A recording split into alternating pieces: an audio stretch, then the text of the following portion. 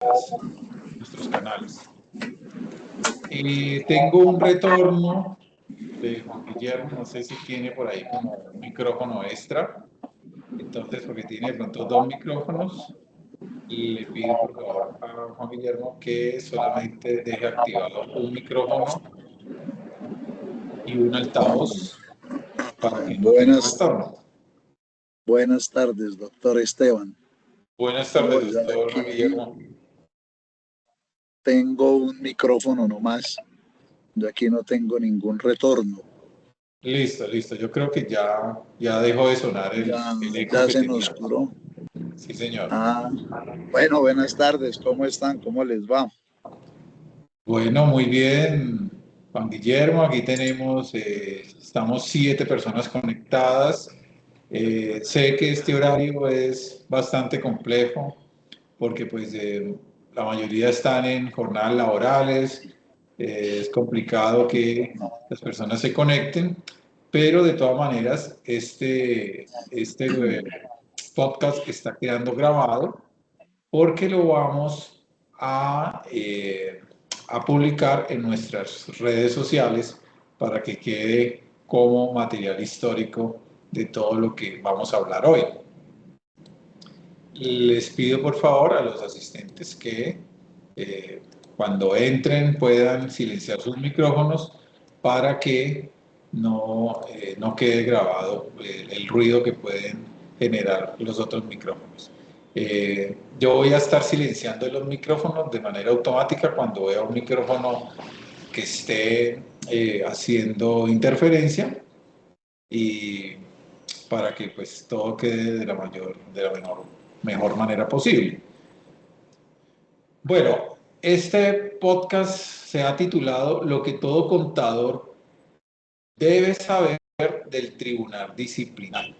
O sea que es de un tema supremamente eh, pues muy actualizado, de gran importancia para los contadores públicos y más porque se aproxima la elección para el representante de los contadores para el tribunal disciplinario de la Junta Central de Contadores.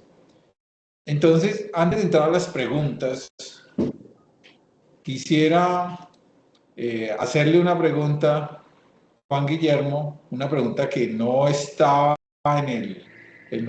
preparada en nuestro libreto, pero quiero que quede la respuesta grabada y que todo aquel que vea el video de este podcast pueda escuchar esa respuesta. Y la pregunta es, ¿quién es Juan Guillermo Pérez Hoyos?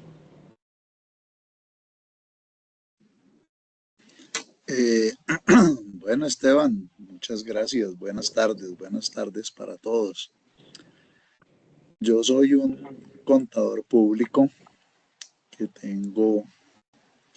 este año cumplí 40 años de ejercicio profesional. Yo me gradué en el mes de mayo de 1985 en la Universidad Libre de Bogotá.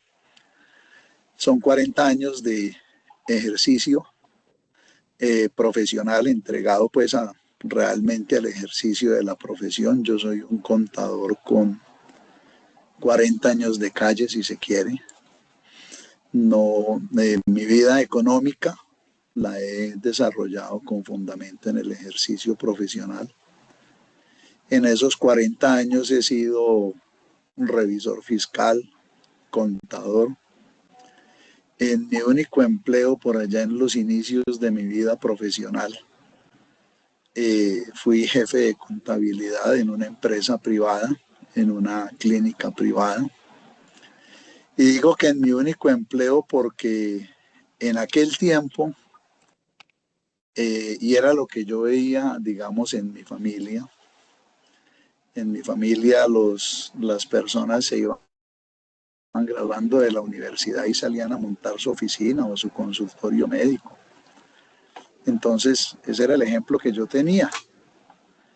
Y yo, tal vez de una manera irresponsable, digo hoy en día, volviendo la vista, me gradué de contador y puse oficina, porque eso era lo que había que hacer y era el ejemplo que yo veía, era lo que yo veía en mi casa. Y empecé a trabajar teniendo la oficina me salió un cargo de medio tiempo en una clínica privada, lo acepté como jefe de contabilidad, creo que ha sido mi único empleo en la vida. Y después me dediqué a seguir en el profesional en la oficina, a ser revisor fiscal a título personal solo. Por allá en esos tiempos tuve como 2 o 3 intentos de hacer firma de contadores. No es fácil.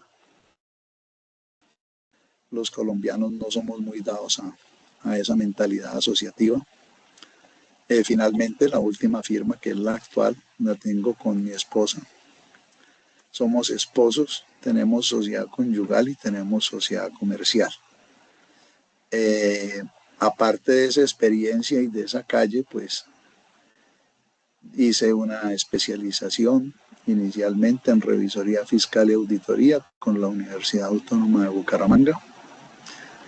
Después hice una maestría en Derecho Tributario con la Facultad de Derecho de la Universidad Externado de Colombia. He hecho cursos también en el exterior. He hecho cursos con el Instituto Colombiano de Derecho Tributario, que es una entidad en la que llevo más de 30 años de ser afiliado. He trabajado en docencia en algunas universidades y actualmente la docencia la ejerzo con unos programas de educación continuada de la Cámara de Comercio de Bogotá. Ese es, grosso modo, pues, una síntesis de mi hoja de vida. Tengo un libro digital publicado con la Cámara de Comercio de Bogotá, que es un libro sobre el régimen tributario de las entidades sin ánimo de lucro, y publicaciones en revistas. En el año 2003 me concedieron el Premio Nacional al Mejor Trabajo de Investigación en el Simposio de Revisoría Fiscal que organiza FEDECOP desde hace muchos años. En ese año me dieron ese premio. Y bueno, ese es, grosso modo, el recorrido que he tenido en estos 40 años de ejercicio profesional. Bueno, muy bien, Guillermo, impresionante esa hoja de vida, toda una vida dedicada a la profesión contable en Colombia. Y eso ya de por sí, solamente ese hecho ya habla muy bien de quién es Juan Guillermo. Bueno, vamos Gracias. entonces a hacer una dinámica tipo podcast, tipo entrevista, en donde simplemente yo como moderador voy a hacer unas preguntas que tenemos aquí ya programadas, y nuestro invitado de hoy pues va, el doctor Juan Guillermo, a responderlas. Tenemos más o menos unos 40 minutos para resolver esas preguntas, son 5 preguntas.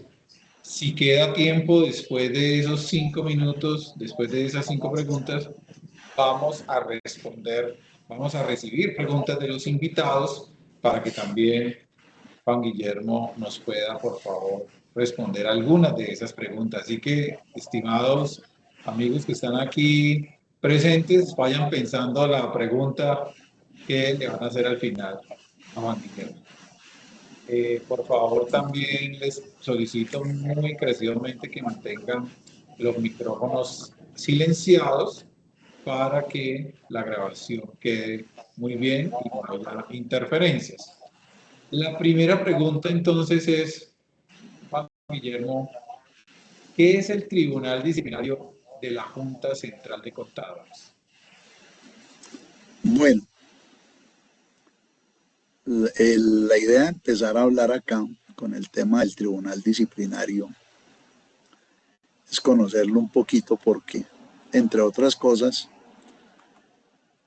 porque le genera a uno muchas inquietudes, digamos, son el hecho de que en la conversación con los colegas, en la conversación en la docencia, en la conversación en las conferencias, yo dicto charlas, conferencias, no hago docencia universitaria en este momento, pero sí bastante capacitación, conferencias y eso. Y en este proceso electoral se ha evidenciado mucho que hay por allá una confusión o no hay una claridad de qué es el tribunal disciplinario y qué es la unidad administrativa especial y qué son esas cosas. El tribunal disciplinario el tribunal disciplinario de la Junta Central de Contadores es el organismo que otorga, suspende y cancela. Fue creado para eso, para otorgar, suspender y cancelar la tarjeta profesional del contador público. En sus comienzos, en el año 1956, no se hablaba de tarjeta profesional, sino de matrícula profesional. Así siguió evolucionando hasta llegar a la ley 43 del 90, cuando pasamos a la tarjeta profesional. Pero los que nos graduamos antes de ese año, 1990, recibíamos era una matrícula profesional que era en papel sellado, con una foto de minuto que uno entregaba y la agrapaban a la hoja de papel sellado. Y esa matrícula de contador público se convirtió después en la tarjeta profesional. Entonces, el Tribunal Disciplinario, la Junta Central de Contadores, se crea como un tribunal disciplinario. Inicialmente, la primera función que le da la norma en 1956 es la de otorgar, suspender y cancelar la matrícula profesional, vale decir la tarjeta profesional de contador. ¿Sí? Y la suspensión y la cancelación están supeditadas en primera instancia al tema de la violación de la ética profesional. Entonces allá le apunta la Junta Central de Contadores desde un comienzo. Primero, que es el organismo que nos habilita más que el ejercicio profesional, porque es que fijémonos que uno puede ejercer la contaduría sin la tarjeta profesional. Es decir, un contador público puede llegar a ser el director financiero de una entidad, que mientras no tenga que suscribir estados financieros o mientras no tenga que dar fe pública, que es lo que le habilita propiamente la tarjeta profesional. La tarjeta profesional sí es la que da la capacidad para que el contador público dé fe pública de los actos profesionales. ¿Sí? Eso es lo que maneja la Junta Central de Contadores y lo maneja desde sus orígenes, porque así se creó para eso, fundamentalmente, para ser ese organismo que, insisto, otorga, suspende y cancela. Y la suspensión y la cancelación también le dijo la norma ya en 1946, que estaba ligada inicialmente a la vigilancia de la ética, del ejercicio ético del contador público. Entonces, digamos que la Junta Central de Contadores, desde su nacimiento, sí, que va a cumplir 70 años el próximo año, y esperemos que el tribunal no olvide esa efemérides como está olvidando una muy importante este año. Hasta ahora no ha dicho nada. Más adelante hablamos de ese cumpleaños importante que hay este año y que lo tienen olvidado. Y resulta que desde el origen le dio eso. Entonces, digamos, el Tribunal Disciplinario, la Junta Central de Contadores es un tribunal disciplinario desde su creación, con la función de la vigilancia del ejercicio profesional, y esa vigilancia concebida desde una perspectiva de la ética profesional, del ejercicio dentro de la ética. Muchas gracias, Juan Guillermo. Bueno, la segunda pregunta, no sé si ya se respondió, pero si usted cree que se puede ampliar, si se puede hacer más explícita, pues se podría responder de manera directa, que es: ¿cuál es la función del tribunal disciplinario? Puntualmente, ¿cuál sería la función del tribunal disciplinario? Desde esa perspectiva de la respuesta anterior, ya para ponernos en contexto, la función del Tribunal Disciplinario de la Junta Central de Contadores es fundamentalmente la función de todo tribunal disciplinario. Y la función de un tribunal disciplinario es, por encima de todo, garantizarle a los profesionales a los que le compete ese tribunal garantizarle el juicio de los pares. Porque es que la vigilancia de la profesión y del ejercicio ético de la profesión, ¿sí? Solo pueden hacerla las personas que ejercen la misma profesión. Ese es el juicio de los pares.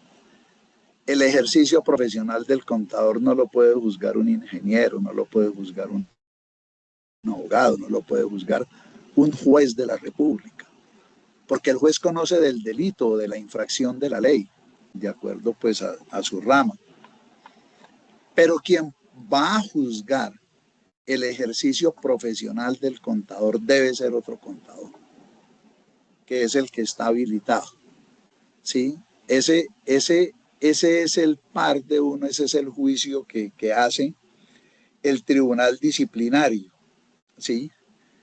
Y dentro de esa función, y perdón que tengo un defecto en la cámara, que, que me deja como esas pastillas rosadas de las que hablan por allá en ciertos ambientes, non santos. Lo vemos rojo, pero tranquilo, Juan Guillermo, que es más importante lo que está diciendo, que si se ve rojo, Voy a, si quiere puede de voy a pronto hacer quitar un el procedimiento de fondo. quitar la cámara un segundo y la vuelvo a prender y se va ese morado, Exactamente, ese vamos rojo, a ver si funciona eso. mientras seguimos hablando. Entonces, la función de ese tribunal es garantizar el juicio de los pares, por encima de todo eso, por encima de esa función del registro, de la entrega, de la suspensión, de la cancelación. Fíjense que todo eso lo hacen pares. Son contadores públicos en un tribunal disciplinario los que dicen a esta persona le otorgamos la matrícula, a esta la tarjeta profesional, a este contador lo vamos a sancionar por esta actuación, a este contador lo vamos a absolver de esta acusación, pero son los pares, porque allá se juzga el ejercicio profesional, allá no hay un juicio jurídico en cuanto a la comisión de un delito ni de una falta. ¿Sí? Allá hay un juicio sobre la parte, ¿sí? Sobre el ejercicio profesional. Por eso la norma contempla actualmente que en la composición del tribunal disciplinario, que es de 7 personas, la inmensa mayoría, solo uno de los 7 puede no ser contador público. El Ministerio de Comercio, Industria y Turismo nombra 2 personas allá. Uno de esos 2 puede no ser contador público. El otro tiene que ser contador público y los demás tienen que ser contadores públicos. Hay un proyecto de ley en este momento, hay un tema que uno, perdón porque he estado con una gripa y una congestión una afectación en la garganta. Hay un tema que está rondando, hay un proyecto de ley de reforma a la ley 43 del 90. Yo particularmente extraño tantos silencios del tribunal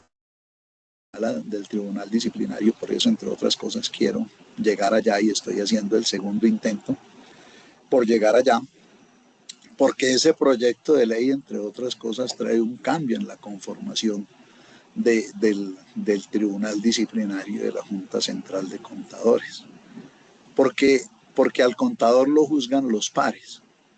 Sin embargo, los contadores cuando se someten al juicio del tribunal disciplinario, que, insisto, la función es garantizar el juicio de los pares, que usted como contador, cuando se le acusa de una falta disciplinaria, sea juzgado por otros contadores. Porque cuando se le acusa de una falta legal, el problema ya no es del tribunal. ¿Sí?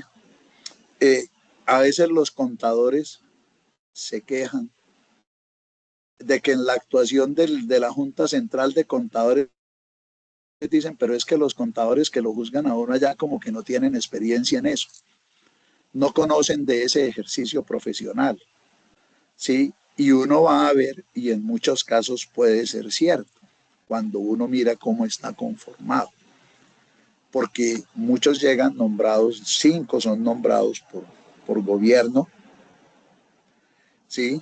5 son nombrados por gobierno y en ese nombramiento del gobierno muchas veces llegan personas con una gran trayectoria profesional de toda su vida, pero en el sector público. Y llegan a juzgar contadores que han ejercido como revisores fiscales y que son acusados de faltas de ética en el ejercicio, por ejemplo, de la revisoría fiscal. Bien complejo cuando uno no lo ha sido. Por eso yo le decía al comienzo en la presentación, yo puedo decir que tengo 40 años de calle, ¿sí? Porque es que el tribunal debe garantizar eso y al menos que en la elección del contador debemos propender por eso, porque es que entre otras cosas hay algo a lo que voy a volver de pronto más adelante en la función del tribunal disciplinario, que es un tema que el tribunal creo que lo ha tenido olvidado toda la vida. Y es que la ley 43 del 90 le dice a la Junta Central de Contadores, a ese tribunal disciplinario, cuando le habla de las funciones por allá en el artículo 20, la primera función que le da es garantizar que la contaduría pública sea ejercida por contadores públicos legalmente inscritos. Y esa sentencia en ese párrafo tiene 2 extremos, que son la contaduría pública y el contador público. El contador público en su proceso de registro y de obtención de tarjeta y de ejercicio ético de la profesión está vigilado por el tribunal disciplinario y eso es lo que ha hecho tradicionalmente. Pero ¿cómo hace un tribunal disciplinario para garantizar que ese contador público esté ejerciendo de una manera ética la contaduría pública? Pues a la par que vigila al contador, tiene que conocer la contaduría. Y ahí es cuando uno siente que en los grandes debates de la profesión, en los grandes debates de la educación, en los grandes debates como el que hay en estos días, y voy a dar el nombre porque salió en primera plana del Espectador ayer, ¿sí? En los grandes debates como el caso de la Universidad de San José, ¿sí? Y puedo dar el nombre porque ayer lo vi en primera plana del Espectador, que está en este momento en un proceso muy fuerte, en un examen muy fuerte por el Ministerio de Educación Nacional. Y uno solo escucha el silencio del tribunal. Dijo algo, sí, se pronunció al comienzo, pero ha estado alejado de la discusión de la profesión. Ha estado alejado de la discusión de qué es la profesión y no puede estarlo porque la ley le dijo que tenía que garantizar que la contaduría pública la ejercieran los contadores y el tribunal debe conocer esos 2 extremos. Debe entrar en esa conversación necesariamente. Bueno, muy bien, muchas gracias, Juan Guillermo. Nuestra tercera pregunta es, ¿el Tribunal Disciplinario y la Unidad Administrativa Especial de la Junta Central de Contadores son la misma entidad?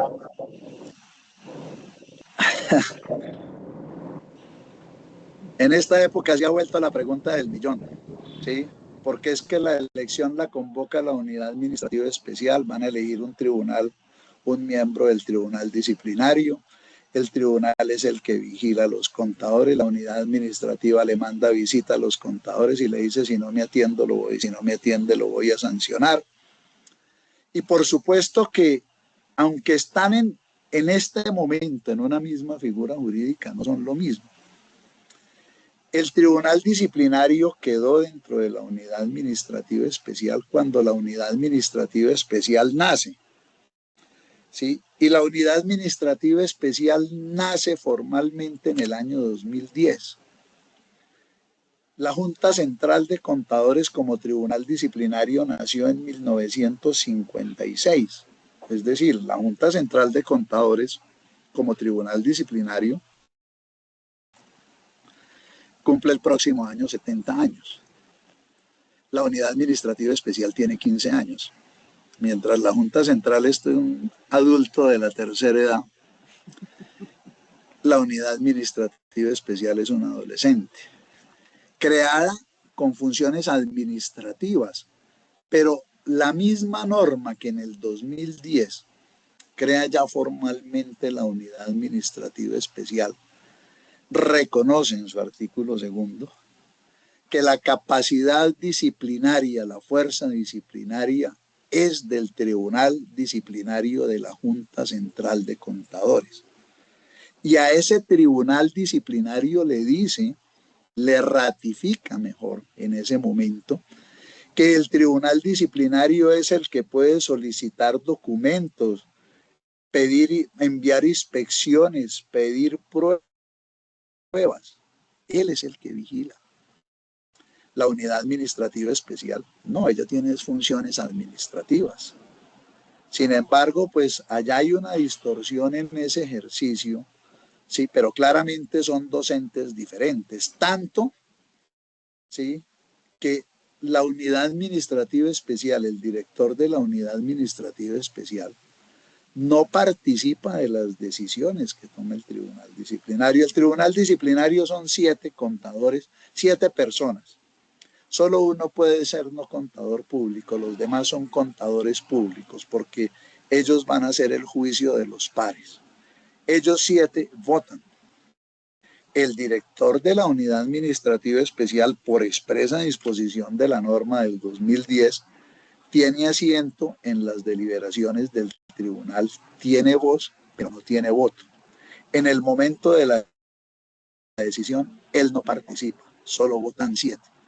A él se le escucha, pero él no participa. Él se sienta en todas las sesiones, ¿sí? Porque la norma lo dijo, que el director de la unidad administrativa especial estaba en todas las sesiones del tribunal. Y yo creo que eso ha llevado como a una cierta confusión de roles. De pronto más por el lado de la unidad administrativa especial. El tribunal siempre lo ve uno en su rol de la vigilancia y la inspección de la profesión a partir de la vigilancia de la ética, ¿sí? Del comportamiento ético del contador. Pero uno sí ve el tribunal que a ratos quiere como ejercer funciones disciplinarias, como vamos a visitar a la firma tal, vamos a visitar a los contadores, y además que llegan con a veces planteando, ¿sí?, unas prerrogativas que son bien complejas, es decir, llegar a la oficina del contador o de la firma de contadores a decirle, deme su listado de clientes, a decirle, muéstreme los contratos en donde va a haber los valores, a decirle, muéstreme usted qué está haciendo en su trabajo. Es cierto que la vigilancia le corresponde al tribunal, no a la unidad administrativa especial. Ya lo he hablado antes y vuelvo a decirlo siempre, la vigilancia del ejercicio de la contaduría es del tribunal. Por eso el tribunal debe entrar allá en esa fase. Por eso hay que, digamos, tener clara esa separación, ¿sí? Porque como el director de la unidad administrativa especial tiene asiento en las sesiones del tribunal, se tiene la tendencia a pensar que él es parte del tribunal, lo cual no es cierto. Y de pronto en el transcurso de estos 15 años, en donde el señor director se sienta 2, 3 veces al mes, las veces que se reúne el tribunal en esa sesión, tal vez ha llevado como a generar una cultura interna en la unidad administrativa en donde se piensa que el director es del tribunal y el director no es del tribunal. Participa de la discusión, pero no de la decisión. Entonces, son dos cosas diferentes. Y yo pienso que eso hay que conversar. Eso hay que tener unos linderos. Es decir, a ese tema del tribunal y de la unidad administrativa especial hay que ponerle cancha y hay que separar. Esta es la cancha de la unidad administrativa y esta es la cancha del tribunal disciplinario, pero evidentemente, aunque estén en una misma entidad, no son lo mismo. Para nada, porque el tribunal no tiene las facultades que tiene perdón, la unidad administrativa no tiene las facultades que tiene el tribunal, ni el tribunal las de la unidad administrativa. Porque, por ejemplo, el presidente del tribunal nadie le ha dado funciones de ser el ordenador del gasto de la unidad administrativa. Él no ordena eso. Él no ejecuta el presupuesto. Él está ya en una función disciplinaria sobre un fundamento ético y en cumplimiento de un mandato legal. Muchas gracias, Guillermo. Bueno, vamos por esta cuarta pregunta, que es incluso una pregunta que puede ser bastante polémica, ¿no?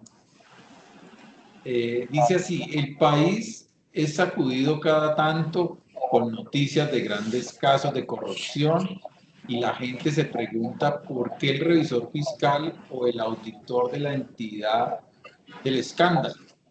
O sea, se cuestionan sobre el revisor fiscal y el auditor del escándalo en cuestión. La pregunta es: ¿el tribunal disciplinario puede actuar en esos casos? La pregunta sí es polémica, me gusta. Bueno, siempre me ha gustado la polémica. Y la polémica buena. Y en primera instancia, lo primero que digo antes de entrar en materia, va a ser una digresión de unos segundos, es que claro que sí puede hacer. Debe hacer. ¿Sí? Porque es que el país cada rato lo sacude un escándalo de corrupción grande. No hablemos tanto que hoy en día hablar de Reficar es hablar de historia patria. ¿Sí? Porque el último tal vez fue hace unos meses la nueva EPS. Si es que no hay otro en el camino que se me haya olvidado. Si está Sanitas. Perdón, qué pena con ustedes. Y yo soy contador. En mi familia soy el único contador. Bueno, es que yo soy hijo de contador también. Pero en mi familia soy el único. En mi familia hacia arriba y hacia abajo no hay más contadores. Y cuando uno de pronto está conversando con algún hermano, primo, sobrino, perdón, y sale una gran noticia de que se destapa un escándalo de corrupción en tal entidad, qué pena. Por ejemplo, cuando salió la noticia de la nueva EPS, decía algo así como que había 14 billones de pasivos ocultos que no habían sido declarados. ¿Sí? Y vienen las acusaciones y vienen obviamente todas las expresiones en todos los temas en la televisión y en todos los medios, pues a uno como que se voltean a mirarlo en la casa, en la familia, y le dicen, oiga, ¿y allá es que no hay revisor fiscal? Sí, allá hay. Y entonces, y llega uno a las reuniones en las empresas con los clientes y le dicen, oiga, se enteró del caso de tal empresa y mire esa mega corrupción que hay. Uno dice, sí, y le dicen, ¿y allá no hay revisor fiscal? Y pues sí. Y el auditor, pues sí. ¿Y qué pasó? ¿Es culpa del revisor fiscal? Claro que no. Hay muchas normas, y entre esas la ley 43 también lo apuntala, de que el contador y el revisor fiscal no responden por los actos de los administradores. Pero evidentemente allá hay un tema muy sensible, ¿sí? Y es que en esas actuaciones algo pasó con el ejercicio profesional. Es decir, algo pasa en una revisoría fiscal cuando la entidad sujeta a su trabajo, a su fiscalización.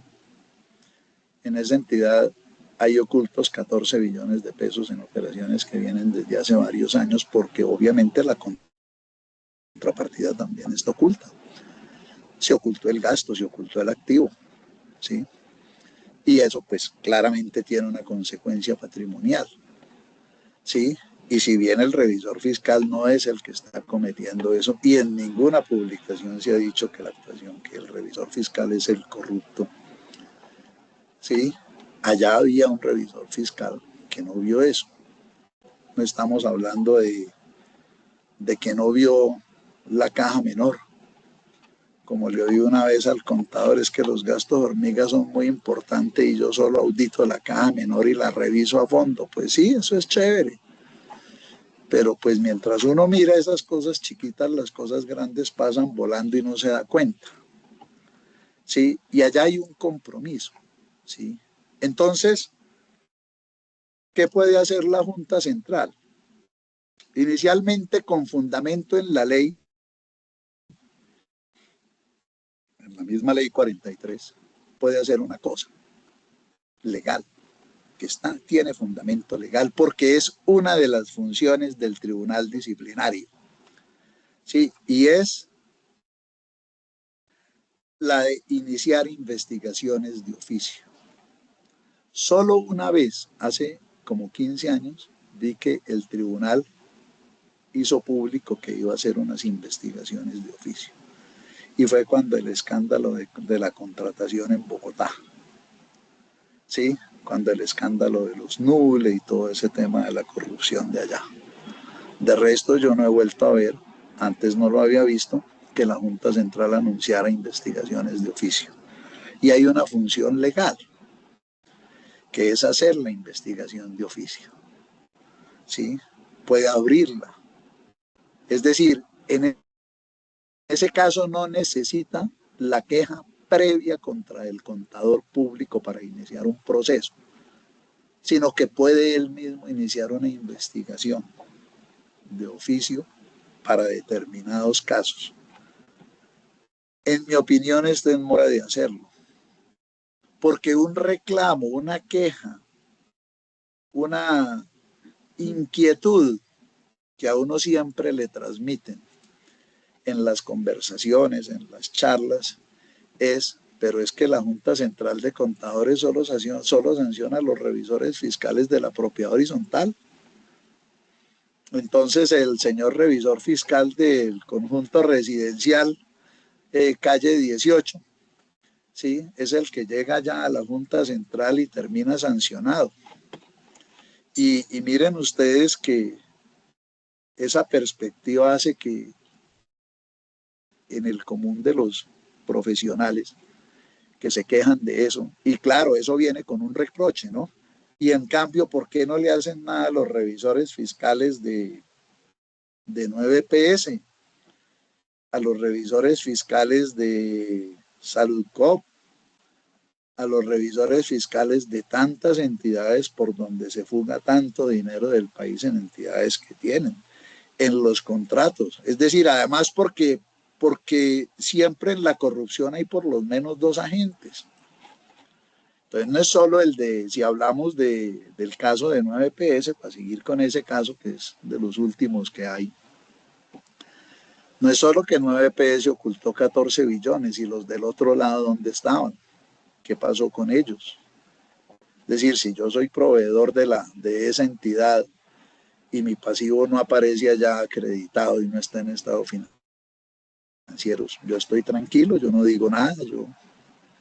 Entonces, claro, debe hacer esa investigación de oficio, porque entre otras cosas esto ha llevado a esa falta de investigaciones de oficio y esa ausencia de sanciones en los casos grandes, ¿sí? Es decir, fácilmente en una propiedad horizontal hacen sancionar al revisor fiscal porque no se dio cuenta que había que publicar las actas y no las publicaron, y entonces le llevan el caso a la Junta Central de Contadores, ¿sí? Y allá dice que en el régimen de propiedad horizontal dice que las actas hay que publicarlas, nunca las publicaron, el revisor fiscal no dijo nada, o sea que no cumplió con sus funciones, porque en una auditoría de gestión eso se ve, ¿sí?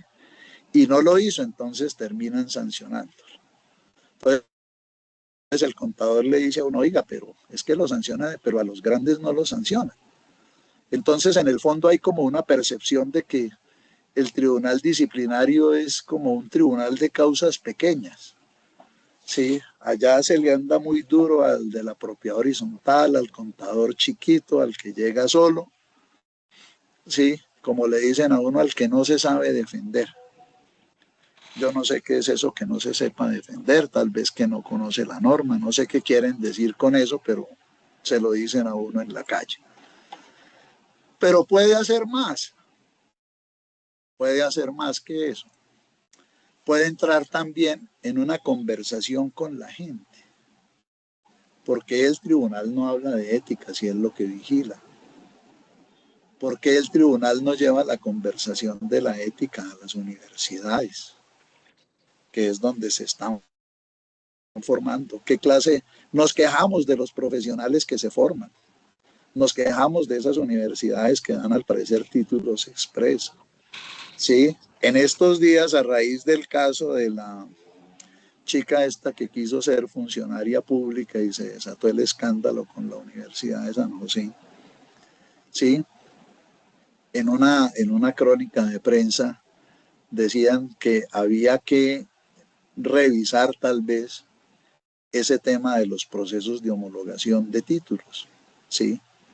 De que me voy a una entidad X a estudiar auxiliar contable, me dan título de técnico, de tecnólogo, y luego llego a una universidad con la que esa entidad tiene convenio y en un año o en 2 años o en menos lo gradúa de contador. Y en nuestro ejercicio profesional, eso es algo que debemos empezar a revisar. No por el prurito de no dar las tarjetas profesionales, porque evidentemente si el contador llega al tribunal disciplinario y acredita los requisitos del título profesional y de la experiencia, pues le dan su tarjeta. Pero realmente ese es el contador público que se requiere. Realmente nosotros estamos formando profesionales que salgan al ejercicio preparados, o lo que estamos haciendo es formando personas que van a salir y que van a ser potencialmente, ¿sí? Potencialmente personas que van a llegar a un proceso ético porque no tienen el conocimiento suficiente. Y tenemos que reevaluarlo porque uno se pone a mirar eso y resulta que cuando yo estudio para auxiliar contable, a mí me forman de una manera y me enseñan unas cosas. Y cuando yo después quiero ser contador, debería hacerlo, claro, pero haciendo todo el ciclo, porque es que la perspectiva es diferente. La óptica, los problemas que debe manejar, que debe resolver el contador público son diferentes a los que se le enseña a manejar y a resolver al tecnólogo y al técnico. No quiere decir que ni que sea más ni que sea menos, no. Solo que están formados para cosas diferentes. Eso es como, como agarrar a una chica de una escuela de enfermería, de auxiliar de enfermería, y decirle que como usted tiene buenas bases de enfermería y sabe cosas de salud, venga acá y yo en un año la gradúo de médica o de médico. Sí, es más o menos eso lo que hemos estado haciendo. Y resulta que seguramente estamos formando personas que potencialmente van a llegar allá a ventilarse su actuación profesional porque no tienen esa fundamentación. El tribunal debe hacer más, no solo sancionar, no solo abrir investigaciones de oficio, también debe conversar de ética.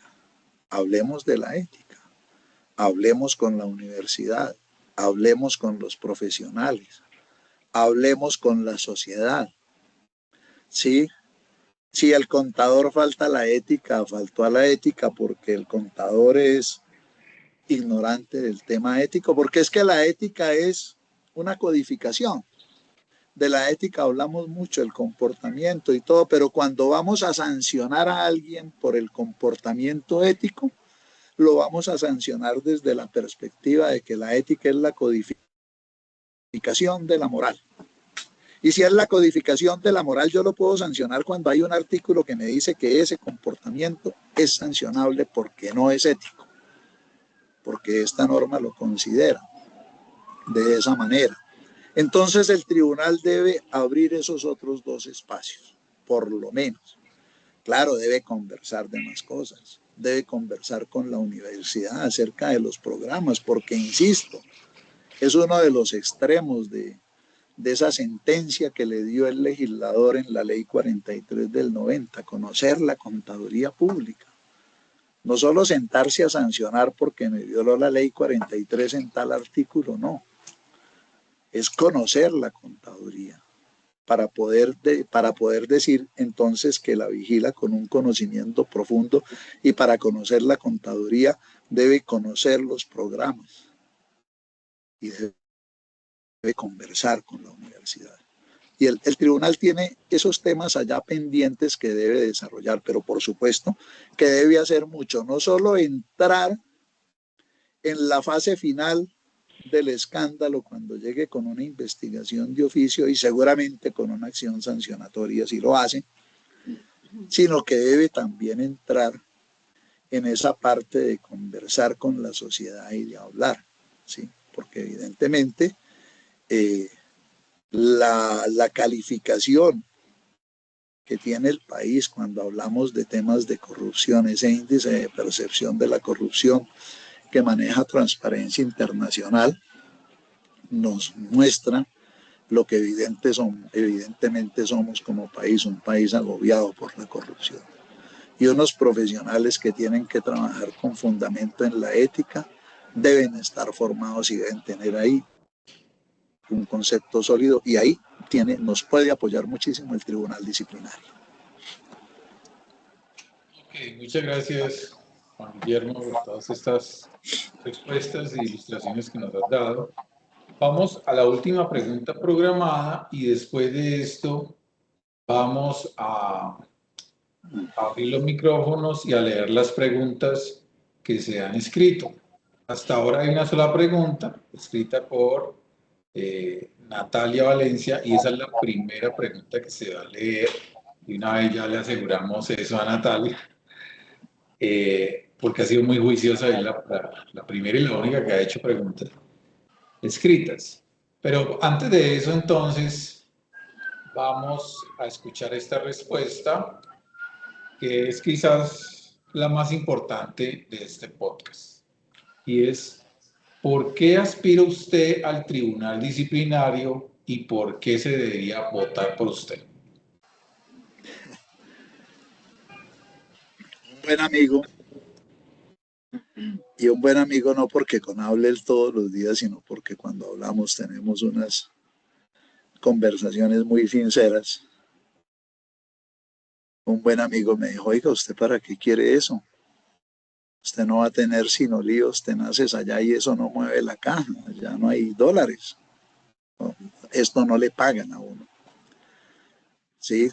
Muchos se aterran de eso, ¿sí? El representante de los contadores públicos ante el Tribunal Disciplinario no tiene ninguna remuneración, esto es totalmente ad honorem, ¿sí?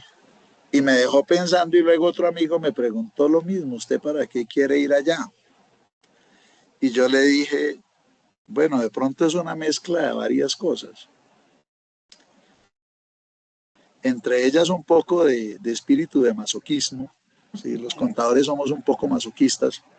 Yo creo que si los contadores no tuviéramos como esa carga de masoquismo, no seríamos contadores, porque pues yo creo que uno es más feliz cultivando el jardín de la casa que ejerciendo la contaduría pública, ¿sí? A veces, claro. Uno es más feliz de pronto en otras cosas y no en esto que se ha vuelto tan agobiante, ¿sí? Y con tanta carga sancionatoria de por medio. Entonces, ¿por qué aspiro? Aspiro porque en esta etapa de la vida, sí, yo estoy firmemente convencido de que tengo, digamos, tanto la calle, la experiencia profesional. Yo he sido jefe de contabilidad, asesor contable, revisor fiscal, auditor, asesor tributario. Sí, yo me he desempeñado, como les decía al comienzo, toda mi vida económica ha girado alrededor del ejercicio profesional. Sí, entonces hay una experiencia grande, hay una buena formación muy amplia y, y desde esa perspectiva yo conozco todo lo que hace el contador, cuáles son sus vicisitudes, cuáles son las presiones que recibe en el ejercicio profesional, porque esto no es un ejercicio exento de presiones, al contrario, es un ejercicio en donde permanentemente estamos expuestos a presiones del medio, ¿sí? Hasta en decisiones muy sencillas, pero el contador está expuesto a una serie de presiones de personas y de la comunidad en general. Yo conozco eso por dentro, yo lo he vivido, ¿sí? Eh, desde poco antes, desde unos años antes de la sentencia famosa de la Corte Constitucional, cuando revisa unos temas de la inscripción del contador público en la Cámara de Comercio. Recuerden que hay un artículo en el Código de Comercio que es el 164, que dice que el revisor fiscal, algo así como palabra más, palabra menos, y el representante legal de una sociedad solo pueden ser removidos del registro mercantil mediante la inscripción de unos nuevos. Entonces allá venía toda una discusión de qué pasa con el revisor fiscal cuando sale de la entidad y la entidad no cambia el registro mercantil y no lo actualiza y lo deja. Y eso es un lío tremendo que pasa con muchísima frecuencia, que el revisor fiscal se va y pasan 3 meses y la empresa no lo ha retirado de la Cámara de Comercio. Y desde antes de la sentencia, yo ya radicaba en la Cámara de Comercio las cartas avisándole a la Cámara de Comercio: señores Cámara de Comercio, yo, Juan Guillermo Pérez Hoyos, con esta cédula y esta tarjeta profesional, ya no soy el revisor fiscal de esta empresa. Y en ese entonces la Cámara de Comercio le recibía a uno la carta, la radicaba, pero no hacía nada. Le decían, la recibo porque usted la trae, pero no hacían nada.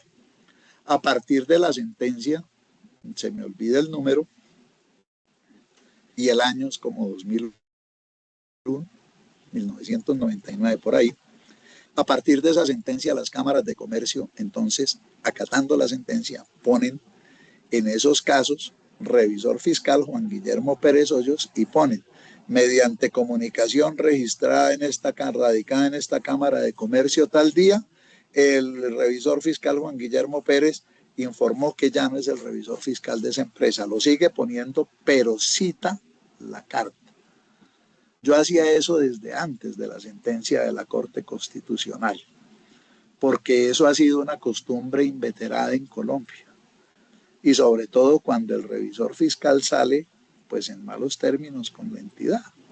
Digamos, uno sabe, sale en malos términos cuando recibe ciertas presiones, cuando no quiere participar de algo, digamos. ¿Sí? Y entonces uno no lo cambian allá, no lo cambian. Ahora, con fundamento en esa sentencia, ponen la nota. Como les digo, yo lo hacía desde antes. Entonces, conozco todas estas vicisitudes. Yo sé lo que le pasa a un revisor fiscal. Yo entiendo cuando un revisor fiscal de pronto se quedó corto en el examen. O de pronto cuando la actuación evidentemente pudo haber sido origen por allá de presiones. Porque ya las he vivido, ya he hecho todos esos cursos.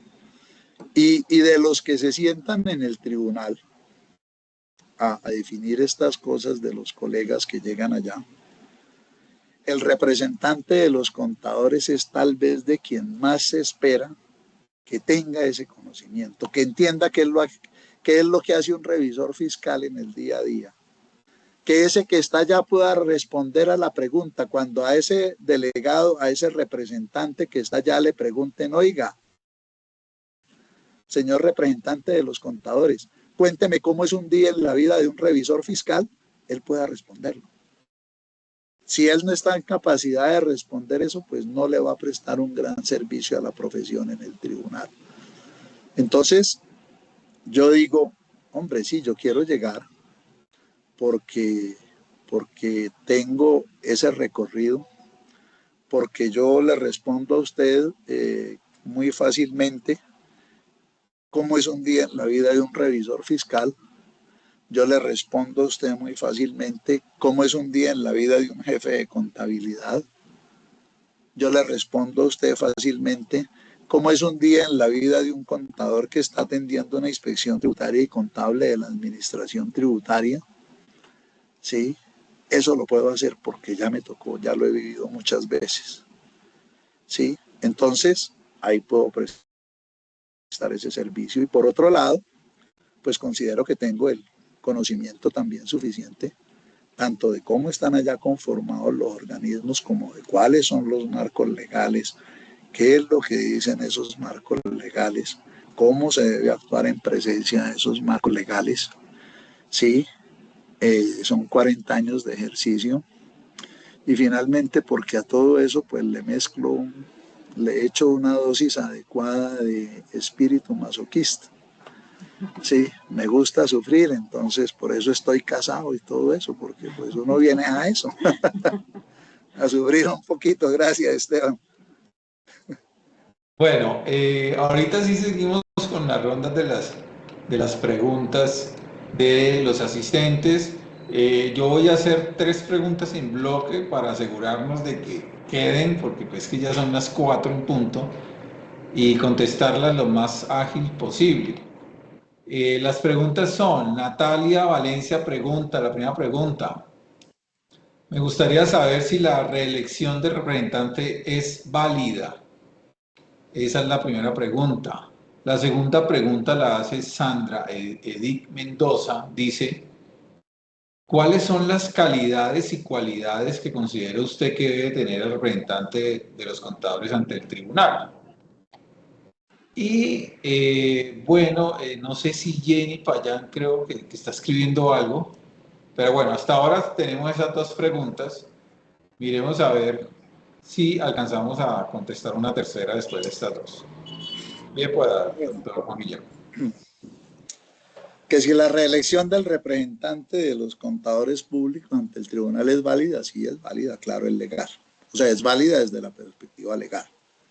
Tiene fundamento legal. Lo que dice la norma es que el representante de los contadores públicos ante el tribunal puede ser reelegido por una vez. La colega que está buscando la reelección, pues está buscando la reelección por primera vez. Luego, esa actuación es legal, ¿sí? Y siendo legal, pues es válida, ¿sí? Esa sería la respuesta concreta. Otra cosa es si esa es la mejor alternativa o no. Yo pienso que eso es algo que, en mi opinión, cada uno debe resolver, cada contador debe sopesar, ¿no? Particularmente, no, pues nada personal, solo no soy muy amigo de las reelecciones. Yo pienso que como en el chiste viejo ese de que el hombre tiene 2 grandes momentos en la vida, el primero cuando compra finca y el segundo cuando la vende, yo creo que en materia de reelecciones el país tuvo 2 grandes momentos en este siglo XXI. El primero cuando se permitió la reelección presidencial y el segundo cuando se quitó la reelección presidencial porque se vio que definitivamente ese no era el camino.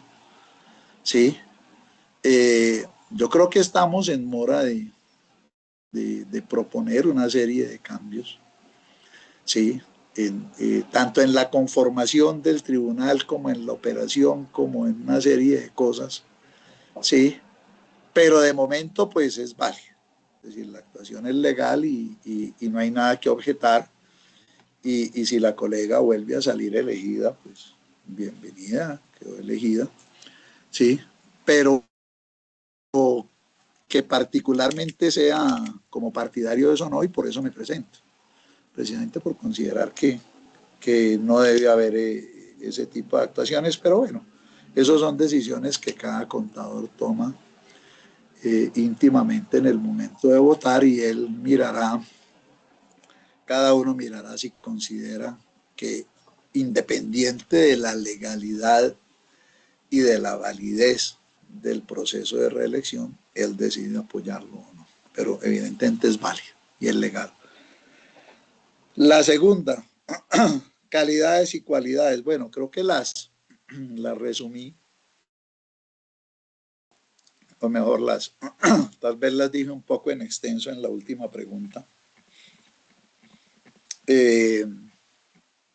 Calidades y cualidades. Calidades, formación profesional, necesariamente, porque él va a juzgar actos de la profesión, ¿sí?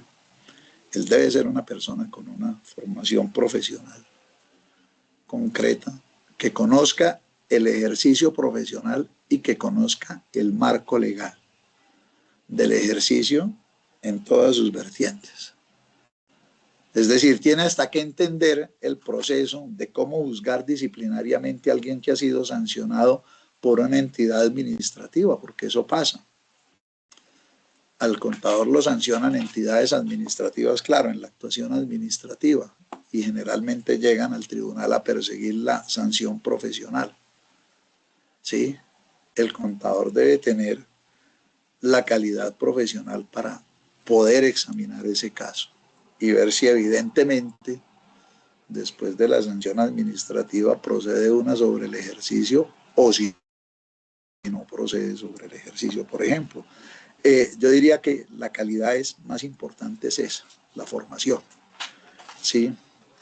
El conocimiento de la persona, incluso el conocimiento no solo del marco profesional, un poco el conocimiento humano, un poco el conocimiento de la ética, un poco que tenga esas lecturas y desde esa perspectiva pueda examinar los casos que llegan a conocimiento del tribunal. Y cualidades, yo pienso que como cualidad fundamental, que tenga calle, es decir, que haya tenido experiencia en el ejercicio, porque allá va a encontrar adicionalmente compañeros de tribunal que seguramente nunca han ejercido una revisoría fiscal. He visto las hojas de vida, no lo digo ahorita, en general, en muchos años, de delegados del gobierno nacional, y son personas que llevan 20 años de experiencia en el ministerio, en un organismo, en fin, pero son personas que no han salido a la calle, no han enfrentado a un cliente, no han recibido la presión de un cliente, no han respondido a la presión de un cliente. Sí, han estado pues en otro ejercicio profesional que tiene otras connotaciones, que tiene otro contexto, pero no tiene la calle. Y resulta que de esta calle es de donde más llegan quejas. Las quejas llegan es de la calle, del revisor fiscal de la empresa, de la microempresa, del revisor fiscal de la propia horizontal. Sí, claro, llegan casos grandes del que viene sancionado de la entidad administrativa, y muchas veces, y en la generalidad, esa entidad administrativa tiene un representante con asiento en el tribunal con voz y voto. Entonces, pienso que la cualidad fuerte que requiere la persona que llegue allá es eso, que tenga esa calle y pueda entender, ¿sí? Desde una perspectiva con un contexto amplio, total, tanto el tema del ejercicio, del marco legal del ejercicio profesional, como el tema del marco social, si se quiere. Y que también tenga una formación que le permita dilucidar esos temas, que le permita aterrizarlos, que le permita llevarlos a un examen con la finalidad de evidentemente establecer si allá hay una conducta sancionable o no. ¿Sí? y obviamente con el profundo respeto por los colegas que llegan allá, porque el colega que llega allá tiene que tener la certeza de que allá lo están juzgando unos pares. Y por eso pienso que hay que empezar a repensar el tribunal, porque los pares no son únicamente los que tienen mi mismo título profesional, sino que los pares también son los que tienen más o menos el mismo recorrido. ¿Sí? Entonces, esa es como la cualidad fuerte que debe tener el que llegue allá y pues el que cada colega decida apoyar, pues mirar muy bien ese tema, ¿no? Que pueda representarnos allá, que evidentemente encontremos una persona con la que podamos hablar y nos entienda.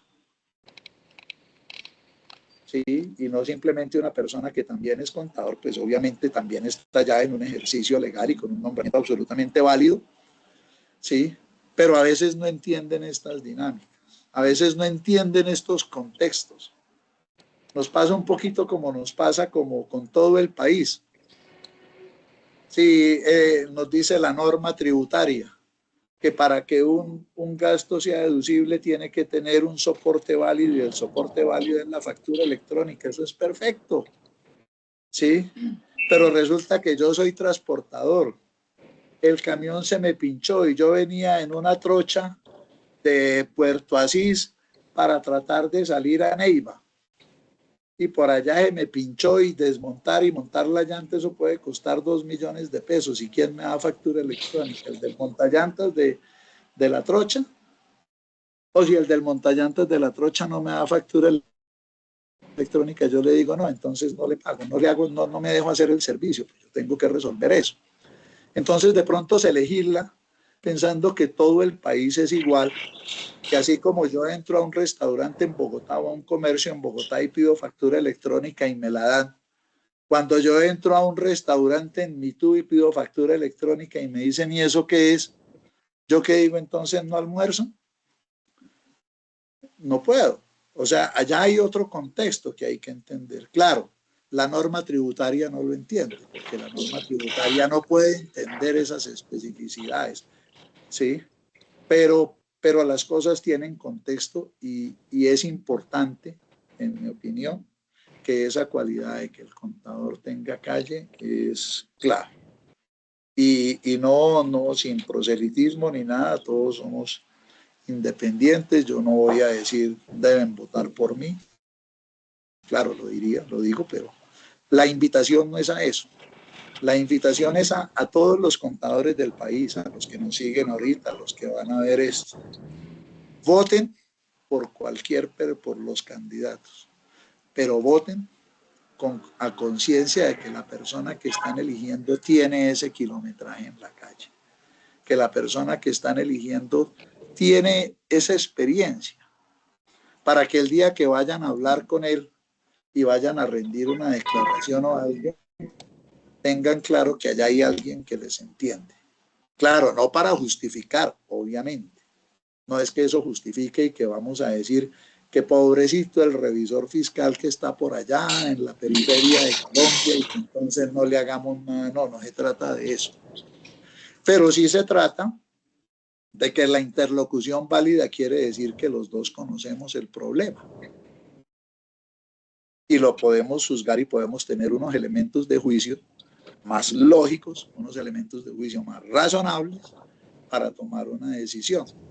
Entonces la invitación sí es a eso, entre esos 81 colegas que aspiramos a ese renglón, mirar quienes evidentemente tienen ese bagaje, quienes tienen ese contexto y apoyar a alguien que evidentemente lo tenga. Bueno, muy bien, Juan Guillermo. Tenemos otras dos preguntas, pero pues ya son las 4:12, ya nos hemos pasado ya bastantes minutos con relación a las 4, que era la hora programada. Eh, por lo tanto, vamos a dejar las preguntas hasta ahí y solamente quisiera agradecerle por el espacio que ha tenido para podernos ilustrar sobre todos estos temas. También agradecerles a todos los asistentes y pedirle, Juan Guillermo, unas últimas palabras, pues también muy cortas de despedida, también recalcando la importancia para votar y también cuál es su número y qué día debemos hacerlo y más o menos cómo podemos hacerlo, porque de pronto habrá muchos contadores que no saben cómo hacer el proceso. Bueno, gracias, Esteban. Ahorita, en este momento, considero que lo más importante es que los contadores votemos,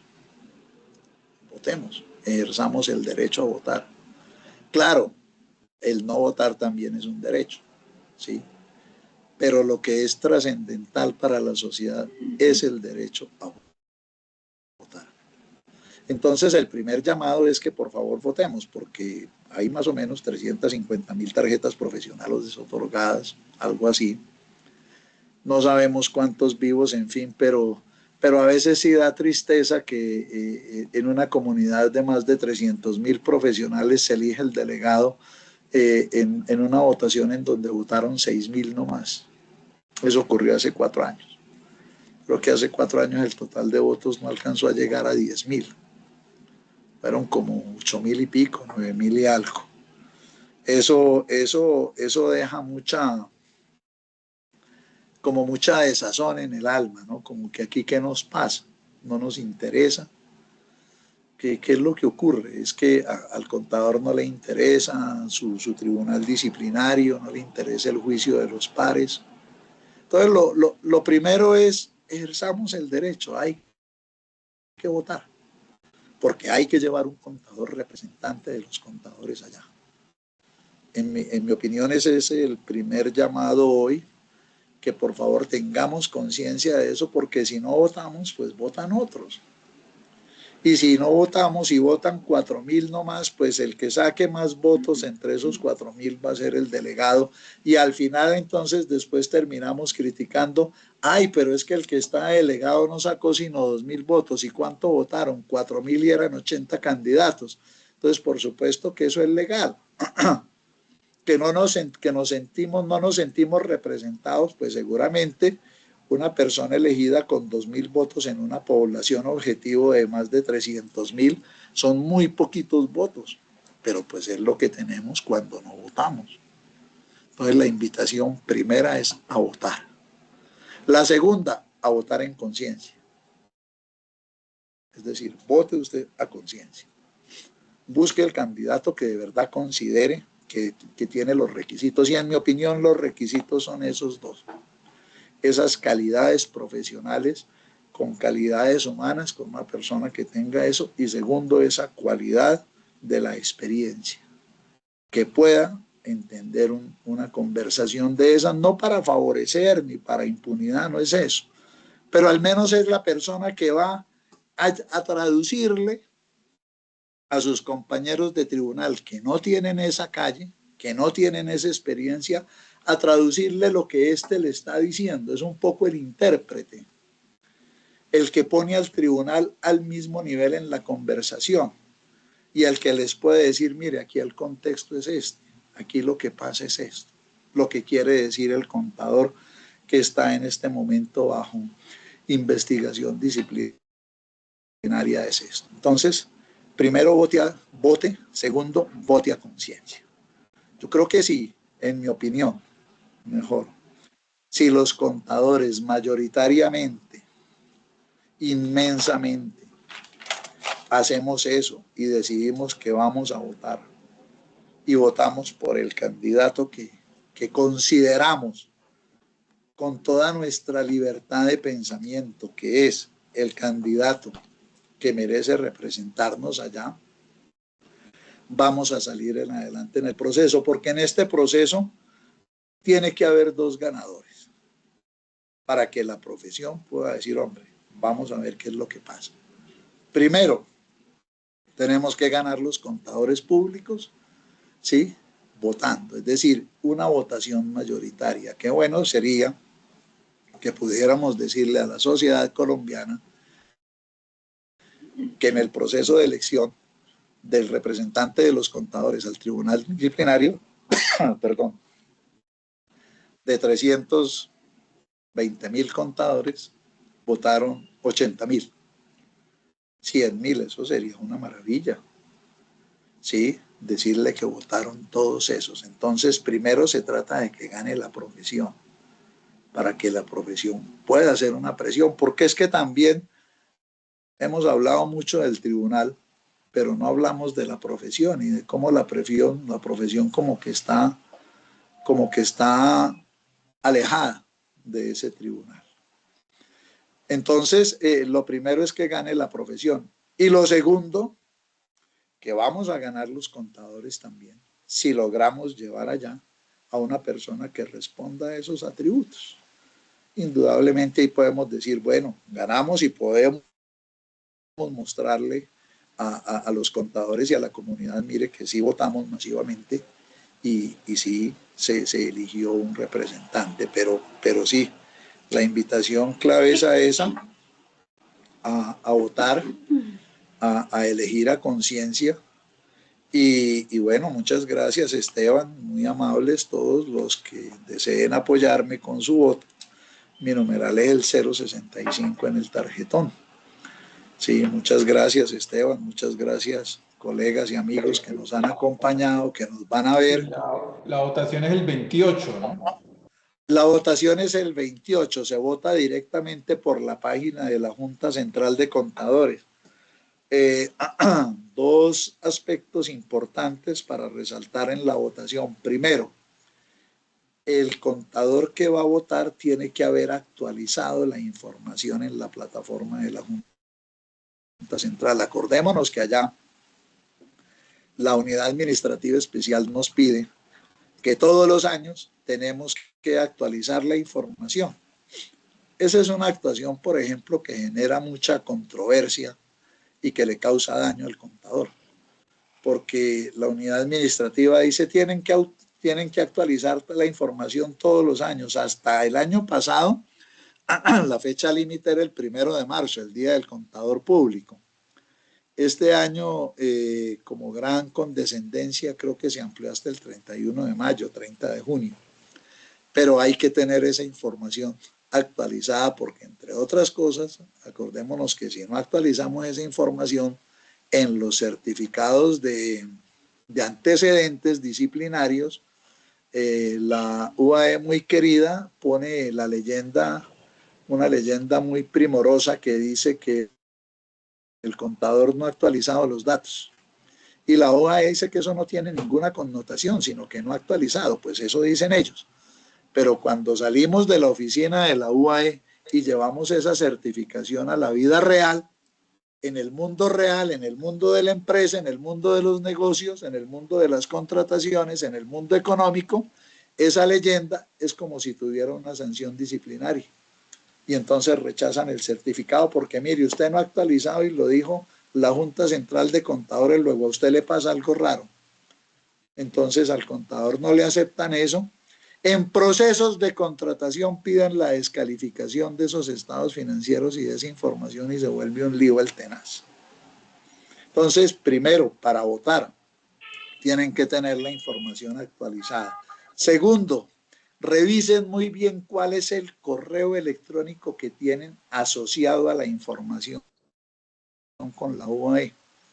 Porque resulta que este año se logró una cosa importante. A mí me preocupó un poco el comienzo de este proceso electoral por una ampliación de términos que hizo la unidad administrativa, que amplió los términos de inscripción de candidatos a representante del contador en un momento en que ya había 74 contadores inscritos y decidió ampliarlo más. Entonces eso, no sé, eso no se veía como muy bonito. Pero resulta que ahora sí este año se incorporó una medida de seguridad eso de elección y es que cuando uno entra a votar, después de que entra a la plataforma a votar, la plataforma le va a mandar un código de seguridad a su correo. cuando recibe el código y lo vuelve a incorporar en la plataforma, se le habilita el formulario para votar. Entonces es muy importante que tengan claro cuál es el correo que ustedes tienen asociado a su información en la Junta Central de Contadores, porque allá les va a llegar el código que les va a permitir habilitar el formulario y les va a permitir la votación. Es un mecanismo de seguridad en la votación electrónica bien interesante. Es la primera vez que se hace. Yo participé en este proceso hace 4 años. Eso no existía así. Entonces, hago esas 2 recomendaciones. Primero, antes de votar, primero verifique que la información esté actualizada y primero verifique cuál es su correo que tiene allá, porque generalmente nosotros tenemos 2, 3, más de un correo electrónico. Entonces, verifique cuál es. Y ya con eso se sienta el viernes 28 en horario de 8 de la mañana a 4 de la tarde. Es el horario oficial de Colombia, es decir, la hora que está basada en la diferencia con la hora del meridiano de Greenwich. Entonces ajusten sus relojes, no lo dejen para las 4 de la tarde porque de pronto su reloj está atrasado 5 minutos, se le está acabando la batería y cuando se sienta ya pasaron las 4 de la tarde. Tener presente eso, que es la hora oficial de Colombia. Entonces, para tener sincronizados sus relojes y poder votar tranquilamente. Bueno, muchas gracias, Juan Guillermo, por todas las recomendaciones, por la charla, por toda esa ilustración que nos ha dado, por la invitación a votar. Yo personalmente voy a votar por Juan Guillermo, lo apoyo totalmente, lo digo aquí de manera pública. Muchas Y gracias, Esteban. me Muy gustaría amable. muchísimo que fuera nuestro representante, porque veo, cuando usted nombró las cualidades del representante, es como si estuviera diciendo las cualidades suyas. ¿Ya? Que no digo que las tenía, pero yo sé que las tiene. Y me gustó mucho una cualidad que le falta a muchas personas, que de pronto usted de manera muy resalta mucho la tiene, y es, usted dijo que además de tener experiencia, conocimiento, necesita tener la parte humana desarrollada, esa parte de sensibilidad frente al dolor ajeno, esa empatía. Yo creo que esa es una de las cualidades más importantes que debe tener cualquier funcionario público y cualquier persona que quiera aspirar a, a una designación de estas de representación de las personas. Entonces, Juan Guillermo, no, pues muchas gracias y le deseo la mayor de las suertes en esa elección y estoy seguro que va a sacar un muy buen resultado. Bueno, Esteban, muchísimas gracias por el espacio, muchísimas gracias a todos los asistentes que pues, hacen que este espacio sea una realidad y a todos los que nos van a ver en adelante, muchas gracias. Y bueno, espero que todos los que estemos aquí votemos, espero que también seamos multiplicadores de esa actitud que debemos votar.